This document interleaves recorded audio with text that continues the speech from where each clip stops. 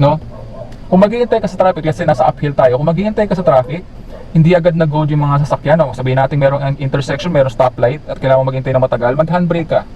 Okay? Kung wala ka namang handbrake, sira handbrake mo, hold mo yung brake pedal.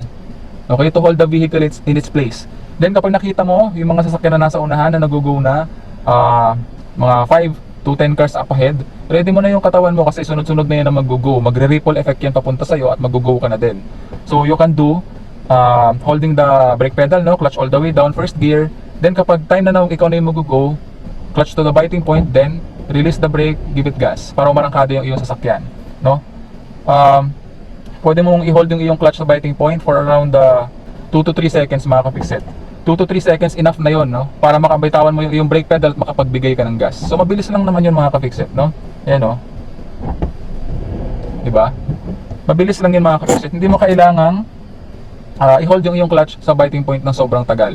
Kasi pag nasa friction disc ka na, mga ka-fixit, no? Pag nasa friction disc ka na, nakalapat na yun sa flywheel kapag ka naka-hold ka sa biting point. Kaya nga nagagawa niyang i-hold yung iyong sasakyan doon sa particular position na yun na naka-hold ka sa biting point kasi nakadikit na po yung friction plate or friction disc ng iyong clutch assembly doon sa flywheel. Sinasandwich na siya nung dalawa, ng flywheel and the pressure plate, no? Nakadikit na yon. So kumakaskas yan, kasi hindi siya makaikot.